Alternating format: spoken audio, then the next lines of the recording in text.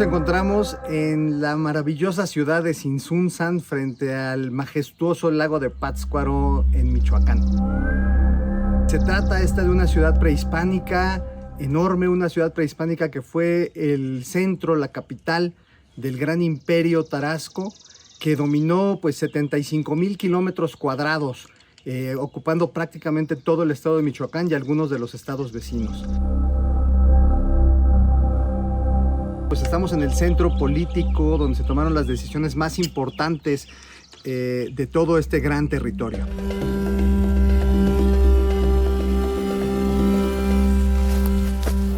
La gran plataforma de Tzintzuntzan es el edificio principal, el centro de la ciudad, el lugar ritual más importante que se tenía. Es un edificio de proporciones inmensas, es uno de los más grandes que tenemos en Mesoamérica. Es una plataforma que mide 250 metros de ancho por 400 metros de largo y casi 20 metros de altura en su parte más alta.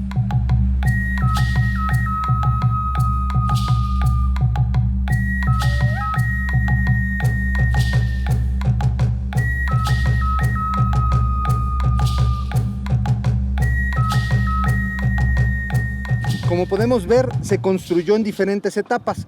La primera etapa la podemos ver en la parte más baja, una segunda, una tercera etapa e incluso una cuarta etapa en algunos lugares de la ciudad. En estas etapas, en cada una se fueron construyendo diferentes pirámides que hemos reconocido con diferentes técnicas y que sabemos que están enterradas bajo nuestros pies. Actualmente esto sostiene 5 yácatas, como les decimos acá en Michoacán, 5 estructuras piramidales, estos basamentos que son tan característicos de la cultura tarasca.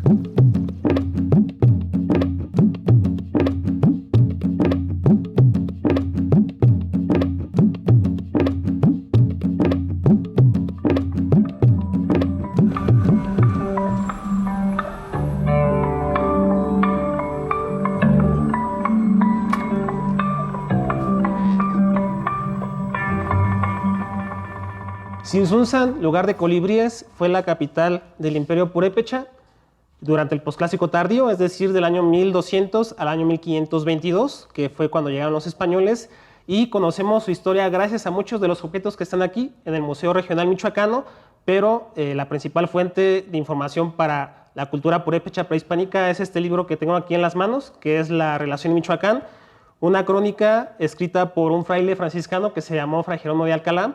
Y gracias a esa crónica que se escribió para 1541 es que tenemos información sobre la cultura purépecha prehispánica. Y esta crónica es una epopeya, es la historia de una familia que se llamó Huacúsecha o los señores Águila, quienes eran un linaje de ascendencia chichimeca, es decir, de estos indígenas que los españoles conocieron en el norte de México y que eran cazadores, recolectores, utilizaban el arco y la flecha, que llegan hacia la cuenca de Zacapu en el siglo XII, es decir, en el año 1300, y a través de alianzas, guerras, intrigas cortesanas, estos huacúsechas se asientan en Zacapu y van a empezar a bajar durante varias generaciones hacia el lago de Pátzcuaro.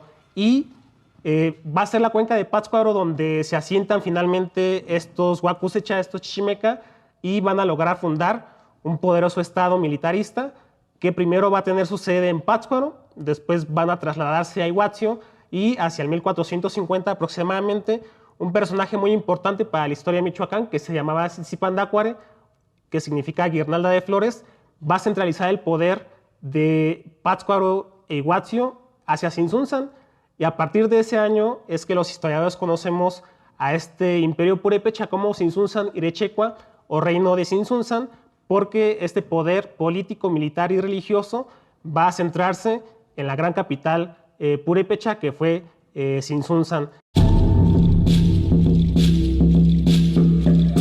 Bueno, yo creo que los huacúsecha, o sea, estos señores huacúsecha justamente eran eso, eran unos grandes señores, eran unos señores que eran realmente estaban relacionados con los dioses. El calzón sí era la representación de la divinidad aquí, entonces yo me los imagino pues como eso, como unos grandes señores, como unas personas, ¿no? Con una personalidad pues muy importante, ¿no? Que realmente permitía aglutinar y controlar este territorio tan complejo y además liderar una burocracia tremenda que habría que imaginar que hacía falta para poder gobernar un territorio pues más grande que nuestro actual estado de Michoacán.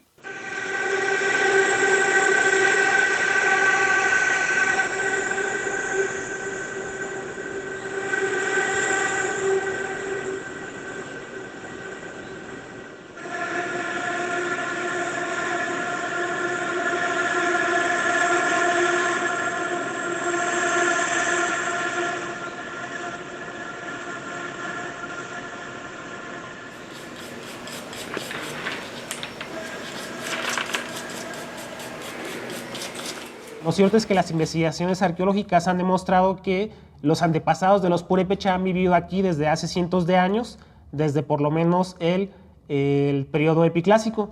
Y esto lo podemos saber porque la cerámica que se elaboraba en Michoacán antes de los Purépechas pues ha sido muy similar a la de esta cultura, lo que nos indica arqueológicamente que el pueblo Purépecha pues ha vivido durante varios siglos en Michoacán y que no hay necesidad de encontrar pues una teoría exótica del origen sudamericano, a pesar de que sí se comparten similitudes. Lo cierto es que los purépechas son un pueblo indígena de origen mesoamericano que muy probablemente ha estado habitando aquí en Michoacán desde hace milenios.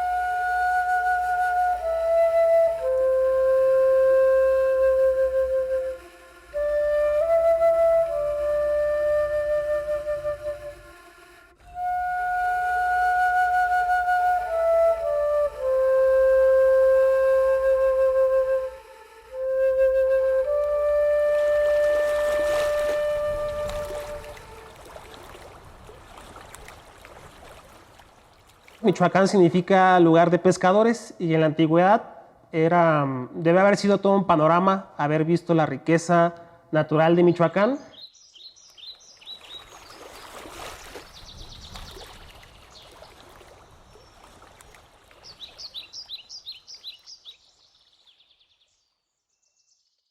Los Huacusecha van a escoger Michoacán para vivir porque definitivamente pues, era un lugar con muchas cuencas hidrológicas. Aquí podemos ver el escudo de armas de la ciudad de Pátzcuaro. Entonces Michoacán va a ser un lugar muy rico, con muchos recursos naturales, lo cual los Huacusecha van a escoger esta tierra para vivir.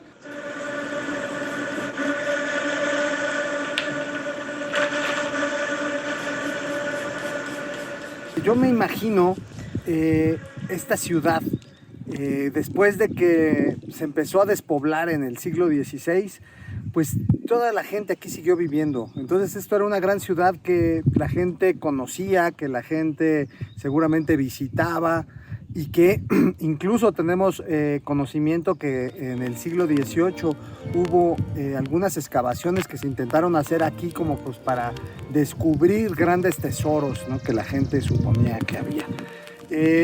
Fueron viniendo diferentes personas hasta que a mediados del siglo XIX, en la segunda parte del siglo XIX, un inglés, Charles Hartford, pide permiso realmente al gobierno del estado para hacer investigaciones aquí y es el primero que lleva a cabo una investigación arqueológica aquí en Tzintzuntzan. Y a partir de ahí, bueno, pues muchos viajeros como Carl Lumholtz, como Edward Seller, vinieron y se tomaron fotografías aquí en esta zona arqueológica. Pero bueno, no va a ser más adelante que hasta que la arqueología empiece a formalizarse en nuestro país y cuando era el gobierno de Lázaro Cárdenas en Michoacán, Lázaro Cárdenas del Río, pues fue quien en los años 30 inicia o promueve las excavaciones arqueológicas aquí en la zona arqueológica de Tzintzuntzan. Y desde ahí pues comienzan estas de manera ininterrumpida. Después, con la fundación del INAH en 1939, pues igual, impulsada también por Lázaro Cárdenas, pues continúan las investigaciones y los arqueólogos más importantes de su época estuvieron trabajando aquí.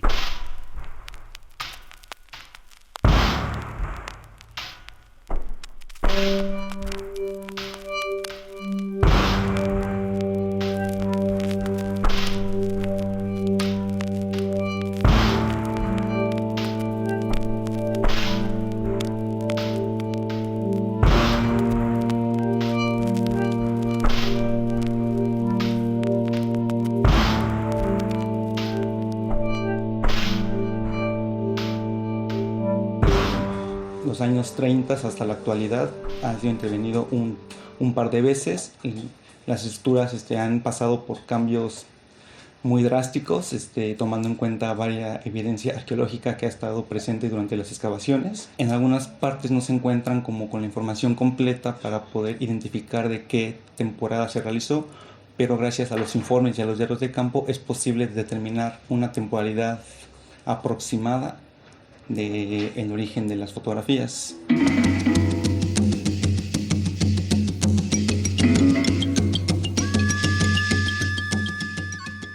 La palabra Yácata en sí es muy controversial, ¿no? Yácata normalmente en purépecha pues se asocia con cualquier montón de piedras, ¿no?, que pueden hacer la gente en sus terrenos. Pero la Yácata para nosotros, pues bueno, es como nos referimos a estas estructuras como las que tenemos atrás de nosotros. Y la palabra Yácata, pues también hay otros lingüistas y hablantes de purépecha que nos dicen pues que tiene otras maneras de entenderse, ¿no? Y una de ellas es como una base o la base de un templo, el apuntalamiento de un templo. Lo que vamos a ver aquí es que lo que podemos ver en esta Yácata que tenemos aquí, que es la Yácata número 4 de Tzintzuntzan, es una Yácata que no se ha trabajado en esta parte circular.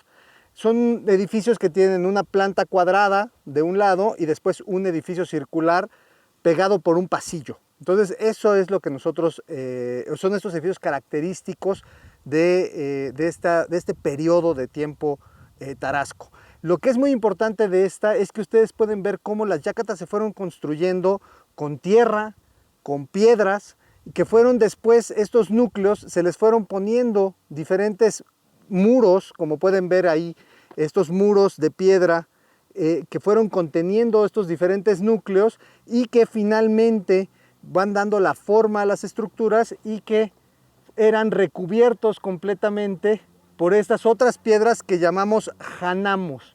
Estos janamos son todas estas piedras que realmente recubrían todas las estructuras y que después estaban pintadas de rojo y que le daban pues ya vamos a decir, el acabado final de cómo se veían estas estructuras. Hay que imaginarnos estas estructuras pintadas de rojo, pero también hay que imaginarnos que arriba hemos encontrado huellas de que había un templo cuadrangular en la parte superior.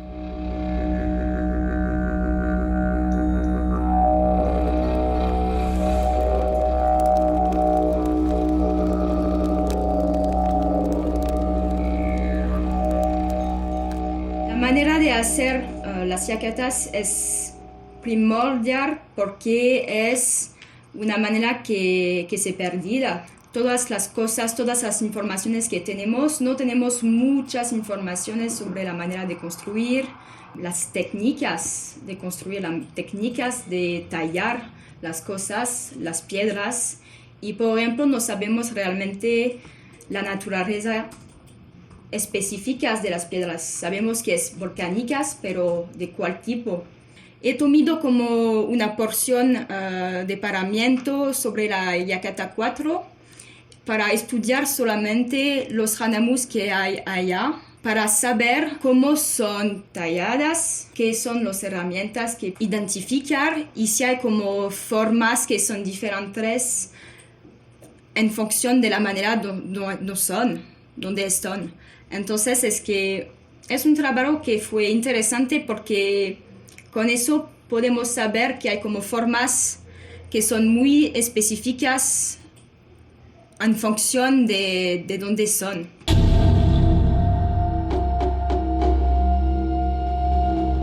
Muchos de estos bloques estaban recubiertos o estaban grabados con diferentes imágenes relacionadas a lo que era la ideología de la cultura purépecha. Lamentablemente, por el saqueo desde la llegada de los españoles, se han perdido muchos de estos bloques, principalmente porque se llevan para la construcción de las nuevas iglesias coloniales, lo que poco a poco fue acabando con el recubrimiento original de las yácatas. Hoy en día, los pocos que se conservan, tratamos de preservarlos, darles un mantenimiento para que estén en óptimas condiciones, y siempre se le hace la invitación a los visitantes de evitar subirse a las yácatas, porque al momento de que están subiendo las empiezan a dañar, las tumban o las empiezan a raspar, y muchas veces llegan incluso a romperse las rocas, ya que es un material no muy duro.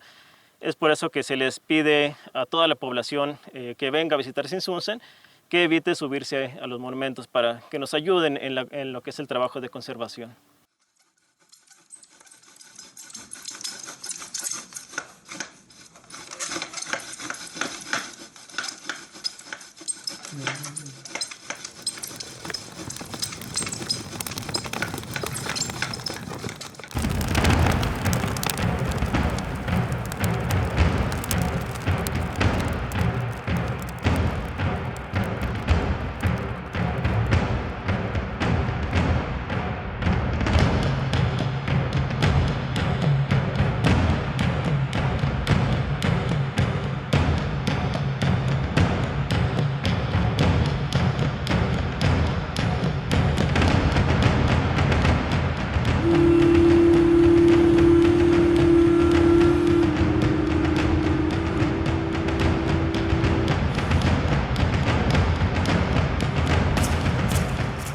En la parte circular, pues había un fuego eterno, que era una de las cuestiones más importantes de estos grupos, que era dedicado a Curicahueri y que nunca se tendría que apagar. El traer leña para los señores Huacusecha de Sinsunzán era una de las cuestiones rituales más importantes. Tenían que traer leña todo el tiempo de los montes para poder alimentar al fuego y con él hablar con sus dioses.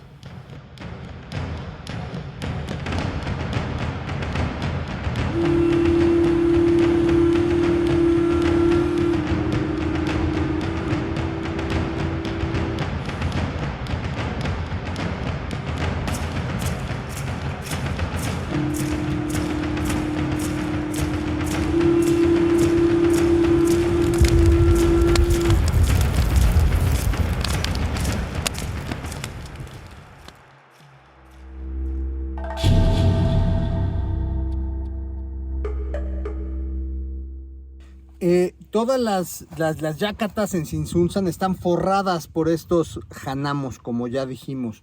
Estos janamos, muchos de ellos tienen estos petrograbados, como podemos ver. Si un día vienen a la ciudad de Sinsunzán, pues los invito a que vayan descubriéndolos en todas las yácatas. Hay por todos lados y la luz nos los va enseñando de diferentes maneras. Tenemos algunos que son como elementos circulares, algunos solares, algunas líneas como mucho más difíciles de interpretar, pero es una parte fundamental de la ciudad. Toda la ciudad estaba llena de petrograbados. Tenemos localizados cientos y cientos y cientos de piedras grabadas a lo largo de toda la ciudad.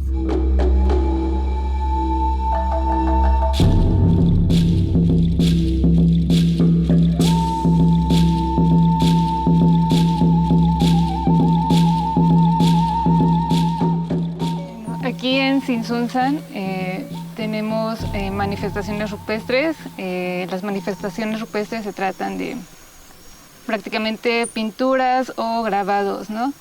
En Sinsunzán tenemos petrograbados. Los petrograbados son aquellos elementos arqueológicos que, como su nombre lo dice, están grabados en la roca, ¿no? Y bueno, encontramos diferentes motivos. Los motivos son estas imágenes que están grabadas en la roca.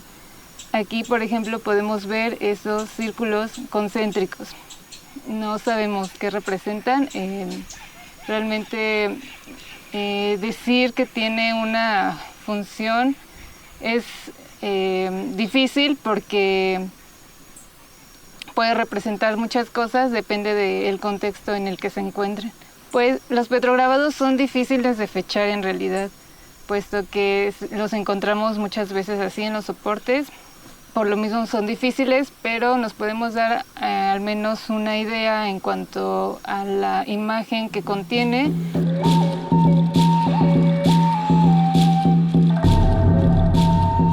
Y justamente es lo que estoy investigando, qué relación tienen con la ciudad, ¿no? Porque como mencioné antes, pues se encuentran distribuidos sobre estas terrazas, estas plataformas dentro de la ciudad. Tengo aquí un mapa de todos los petrograbados que he encontrado solo en esta área, son más de 200. Y pues bueno, lo que estoy haciendo es ver la distribución, ¿no? Por ejemplo, aquí se acumula un grupo, aquí se acumula otro, cerca de la gran plataforma de Tzintzuntzan.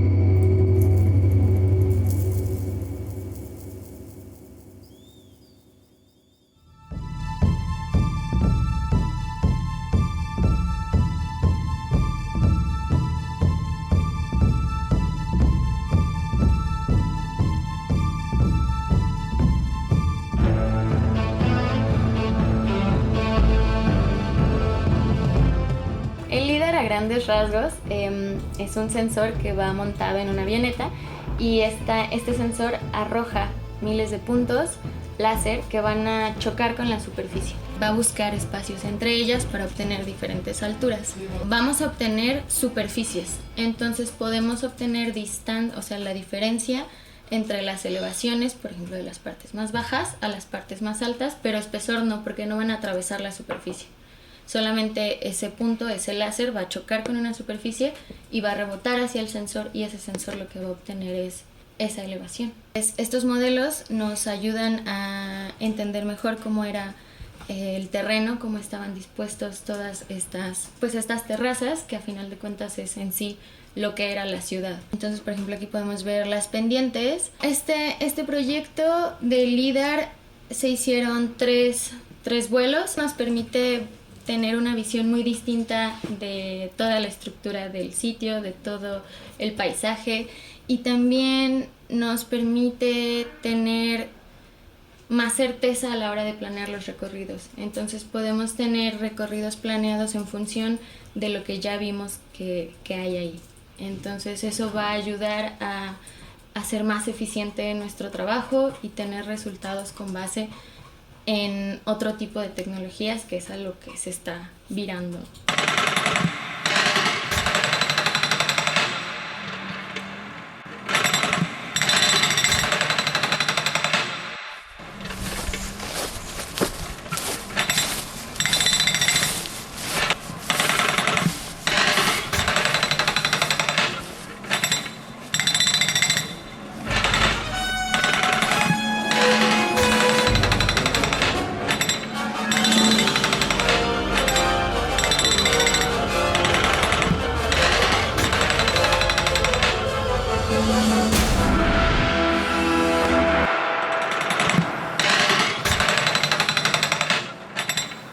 de los grandes problemas que tenemos actualmente en la ciudad de Sinsunzan es justamente el crecimiento de la mancha urbana.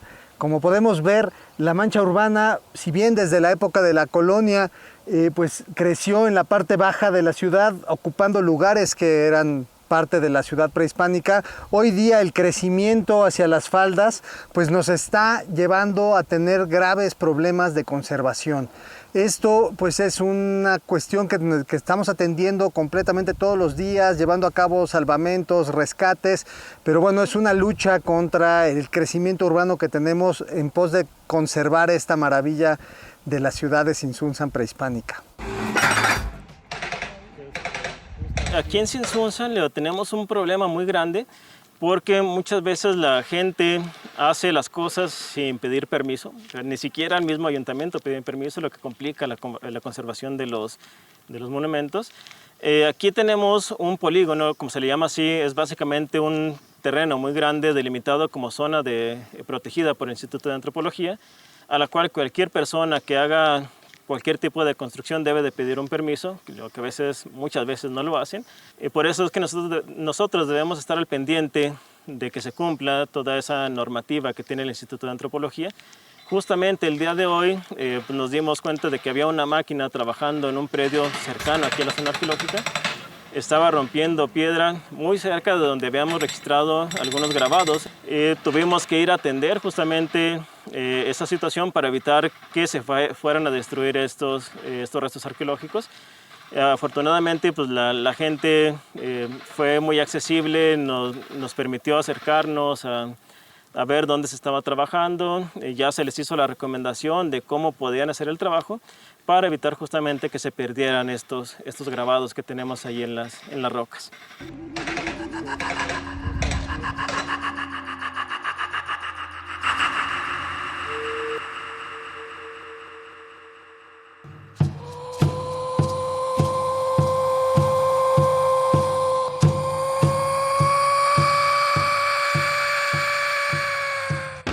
El tráfico ilícito de bienes culturales es uno de los 3 principales a nivel mundial, ¿no? Después de la trata de personas y de las drogas, es uno de los que con mayor frecuencia se cometen.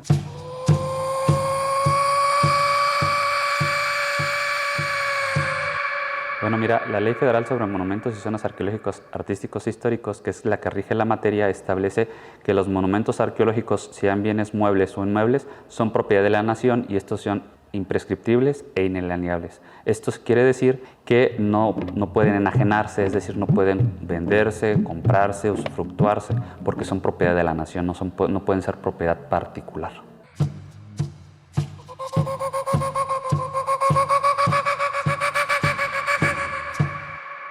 El instituto lo que invita al ciudadano es que cuando tenga conocimiento de que se están comercializando estos bienes, pues hagan la denuncia anónima para nosotros poder ejercer las acciones administrativas y legales correspondientes para tratar de evitar que este tipo de bienes salgan del país, porque si no se puede acreditar que los bienes salieron de manera ilegal del país, después al intentar el Estado mexicano recuperarlos o repatriarlos es muy complicado.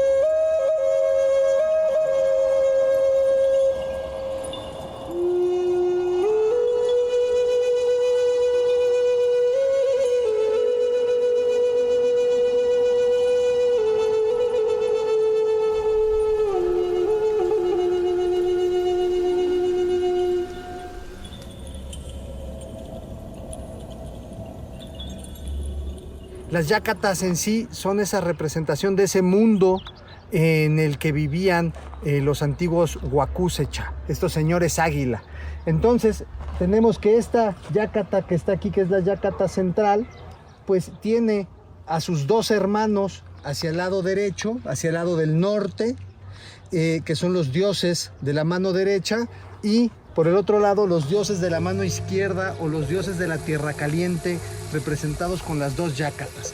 Entonces, en donde estamos es realmente una representación de su mundo, es una representación de 5 dioses recostados con los brazos abiertos, y vamos a ver en la parte trasera, en la gran plataforma, la gran explanada, pues es el mundo, realmente es la representación del mundo donde vivía la gente.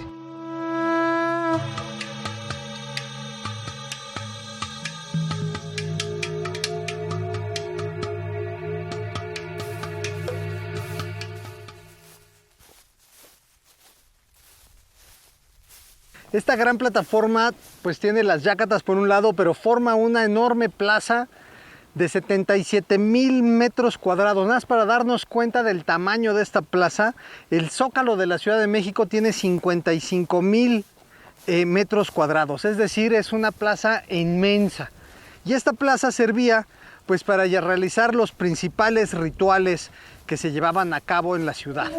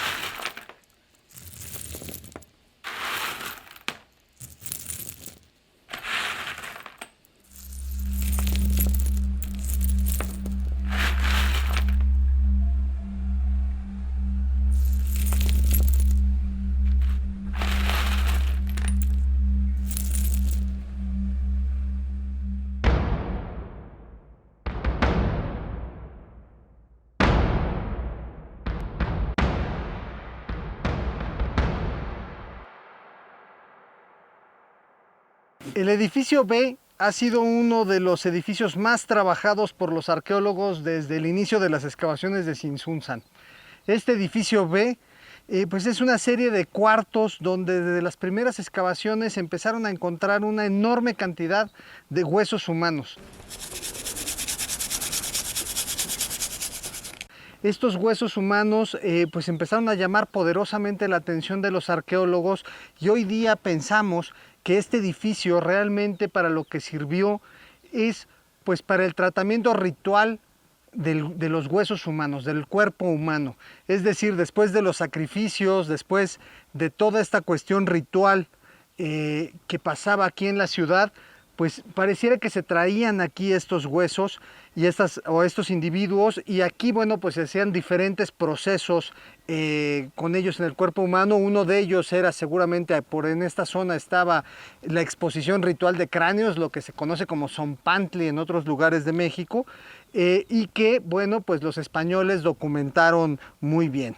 Pero no solamente eso, sino que junto a este lugar, en toda esta zona de la gran plataforma, bueno, pues todos estos huesos, esta gran cantidad de hueso humano se depositaba finalmente en esta zona y se integraba a la construcción.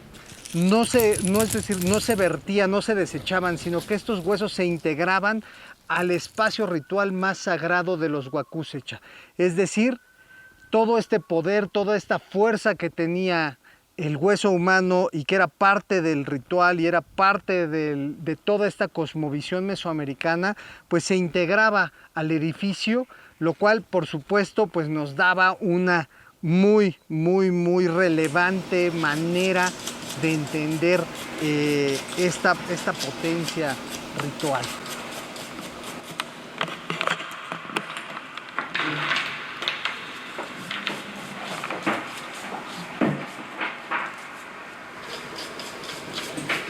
Al pie de la Yácata nosotros encontramos esta acumulación de huesos en un área de 2 por 2 con 1,5 metros de profundidad. Realmente fue algo excepcional encontrar algo así, aunque ya lo teníamos referido en otros informes en años pasados, verlo es una cuestión impresionante. Literalmente teníamos un estrato, una altura así, en vez de tierra teníamos hueso fragmentado y comprimido, hecho expreso para ese lugar, compactado para que fuera parte de ese lugar, que es lo que muchos de nosotros pensamos, o se ha pensado que se utilizaban como parte de los mismos materiales para la ampliación de la plataforma. Y bueno, realmente esta colección es única, al menos que yo haya visto de otras colecciones que he trabajado, en un área tan pequeña. A mí eso es algo que no deja de sorprenderme, porque excavamos una cuestión de 2 por 2 metros, pero el perfil de la plataforma tiene 200 metros.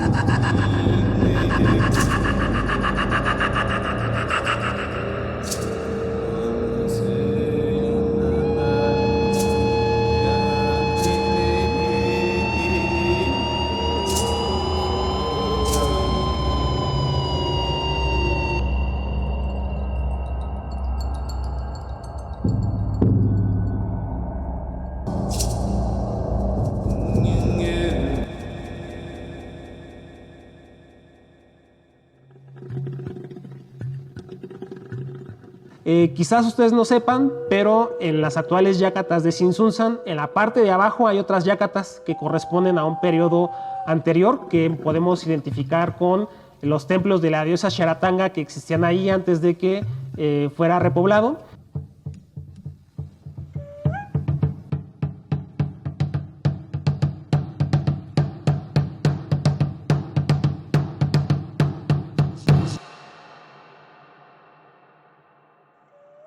Las grandes ciudades, capitales imperiales del mundo y sobre todo en América, normalmente se pusieron otras ciudades encima.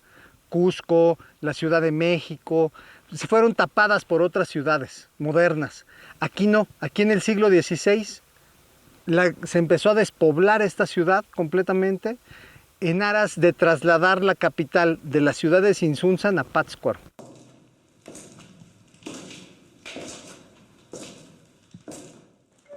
Pues este cuadro, este escudo de armas, es complejo en la iconografía porque de un lado podemos ver a Sinsincha en el cuadro inferior derecho aceptando el cristianismo.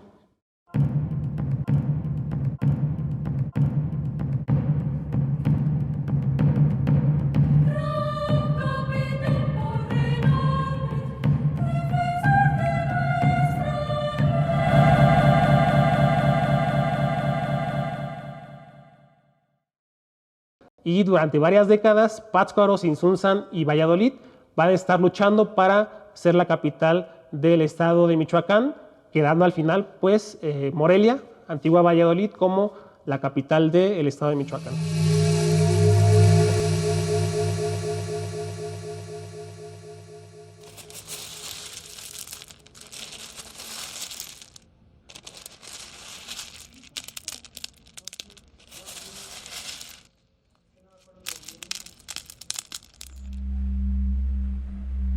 El hecho de nosotros poder generar este tipo de estudios que caractericen o validen la información que tenemos de las fuentes históricas, de todo lo arqueológico, eso nos ayuda a nosotros a aportar en esta cuestión de la construcción de la información para una construcción identitaria, no solo de una persona, sino un grupo humano. Que es parte del pasado, ¿no? De su pasado, y conservarlos también nos ayuda a nosotros sacar información que también es información para todos, ¿no? Y bueno, las investigaciones que se hacen, pues las hacemos justamente de estos contextos.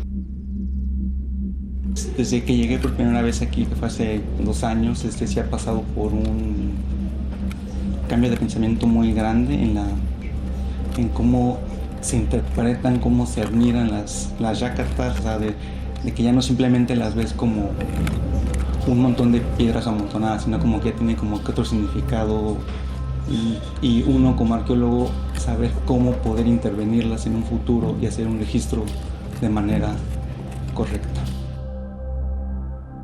Muchas veces en mi caso particular, como encargado de esta zona arqueológica, nos topamos con algunos eventos que ya están fuera de nuestras manos. Para nosotros a veces es un conflicto, un problema muy grande, porque se deben de cuidar hasta el más mínimo detalle para evitar que se dañen los vestigios arqueológicos, porque no son solamente las yácatas lo que alcanzamos a ver aquí, lo que tenemos como restos arqueológicos.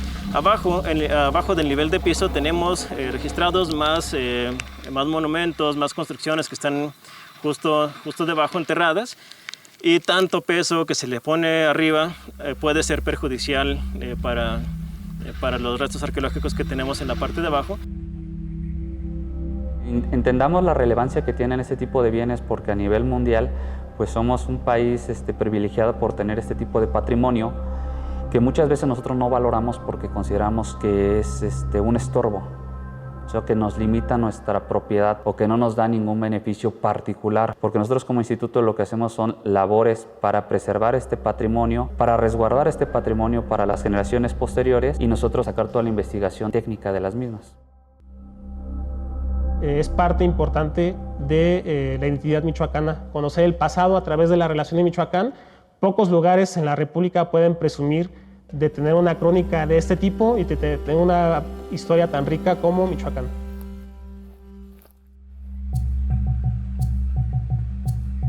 Toda esta zona prácticamente no se ha excavado nunca, salvo algunos pequeños tramos, lo cual nos dice pues todavía todo lo que nos falta de conocer de la ciudad de Sinsunzán. La ciudad de Sinsunzán realmente pues le conocemos una mínima fracción en el estudio arqueológico de esta. Nos falta muchísimo todavía por conocer.